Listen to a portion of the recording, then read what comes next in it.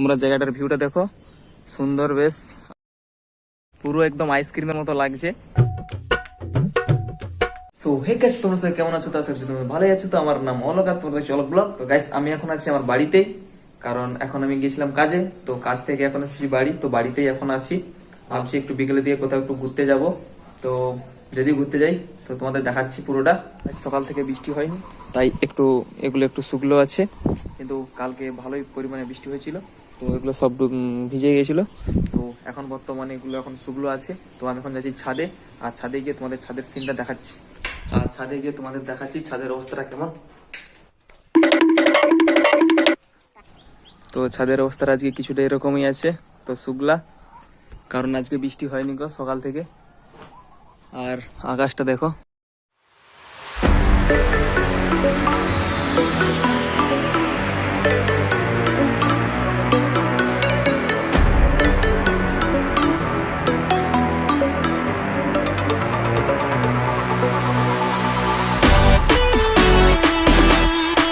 ছাদের উপরে আছে আমার ঠাকুমা। তো এগুলো কি পোকা গাছিলে নিমচ্ছে। কিসের চাও? তো গাইস, ওই দিক ওই কোণটাতে এখন মেঘ বুঝছে, আর মেঘটা ডাকছে ওই কোণটার দিকে। আর আমার ঠাকুমা ওখানে পদরাগুলো ঝাঁটিয়ে তো পুরো ছাদটাকে পরিষ্কার করে দিয়েছে কোণা কোণা থেকে। তো গাইস, প্রত্যেক দিনের মতন তো আজকেও গিয়েছিলাম কাজ করতে, আর কাজেও আজকে প্রচুর সেখানে মানে রোদ থাকার জন্য আজকে কাজ করতে একটু কষ্ট হয়েছে।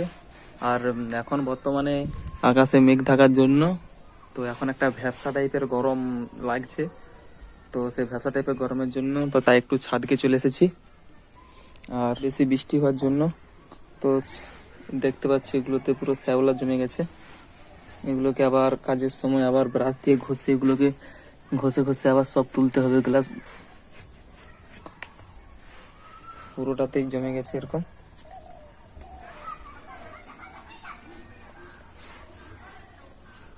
তো মনে হচ্ছে আজকে সন্ধ্যের দিকে বৃষ্টি আসতে পারে, কারণ এখন যে গরমের মানে গরমটা লাগছে বা ভ্যাপসা টাইপটা লাগছে, তো সন্ধ্যের দিকে বৃষ্টিটা আসতেই পারে।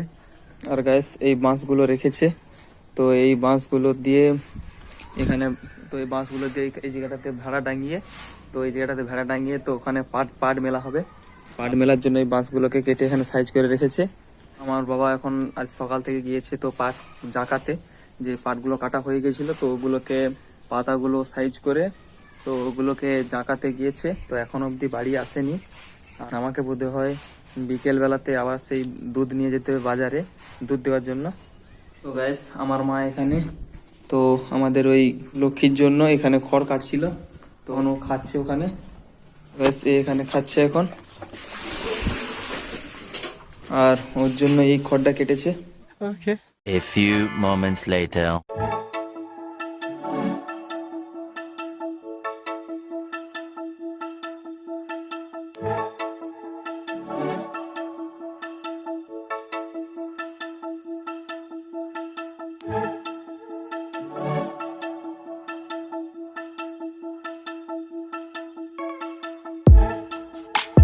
তো গাইস, এখন দুধ দেওয়ার পর এখন একটু রোড দিয়ে ঘুরে যাচ্ছি, তো তোমাদের দেখাচ্ছি যে এ পাশের সিনটা কেমন আছে।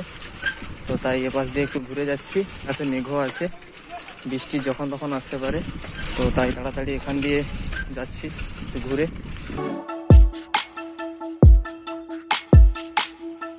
তো গাইস, ঘরেতে তো প্রচুর গরম লাগছিল, তো এখন বর্তমানে একটু হাওয়া লাগছে গায়েতে, তো বেশ ভালো লাগছে। আমাদের এদিকে একটু জঙ্গল একটু বেশিই থাকে, গাছপালা।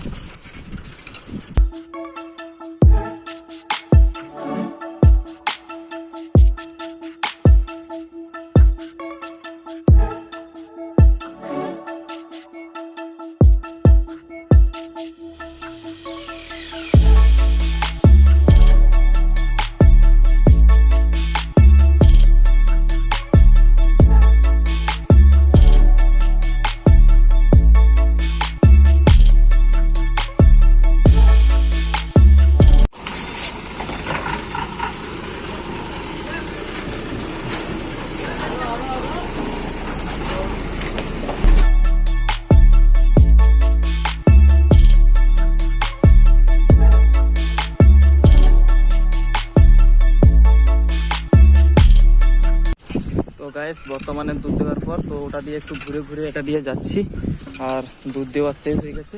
তো দুধ দেওয়ার পরে তো এটা দিয়েই যাচ্ছি এখন। তো গাইস রেগুলার ভিডিও আনতে পারি না, কারণ আমি কাজে যাই। তো কাজ থেকে আসার পর আর প্রত্যেক দিন ভিডিও বানানোর ইচ্ছে হয় তো বানাই, তো ততটা আর যে মানে হয় না ভিডিও বানানো।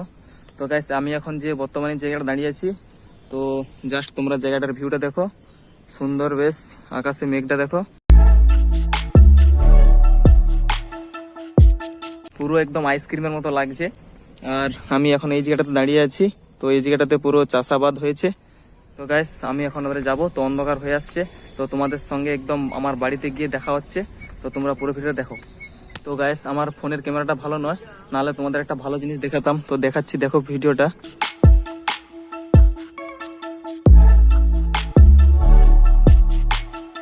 তো গাইস বিকেলের ওয়েদারটা খুবই সুন্দর লাগছে। ফোনের ক্যামেরাটা তত ভালো নয়, তো তাই তোমরা পুরো ক্লিয়ার ভাবে দেখতে পাচ্ছ না।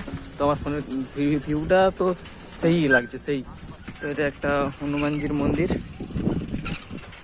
মন্দির, আর এখন আমি এই রাস্তা দিয়েই যাচ্ছি। তো আর একটু বাকি আছে আমার বাড়িতে যেতে। তো গাইস আমি এখন বাড়িতে চলে এসেছি।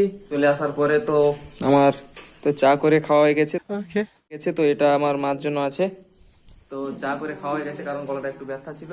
তো চা করে খাওয়া হয়ে গেছে। এই পেঁয়াজি আর চপগুলো নিয়ে এসেছি, তো এগুলো দিয়েই আজকে মুড়ি খাবো। তো গাইস খাওয়া দাওয়া এখন কমপ্লিট।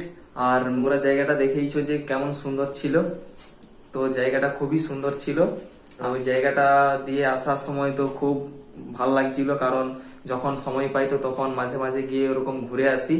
তো ওটা ছিল আমাদের কাটাখালীর বাস স্ট্যান্ড। তো ওখান দিয়ে পাশ দিয়ে ঘুরে ঘুরে এসেছি। ভিডিওটা তোমাদের কেমন লাগছে তোমরা কমেন্ট করে জানাবে। যাওয়ার আগে চ্যানেলটাকে সাবস্ক্রাইব করে দিও আর লাইক করে দিও। দেখা হচ্ছে আরেকটি পরবর্তী ব্লগে। তো ততক্ষণের জন্য জয় হিন্দ, জয় ভারত, বন্দে মাতরম।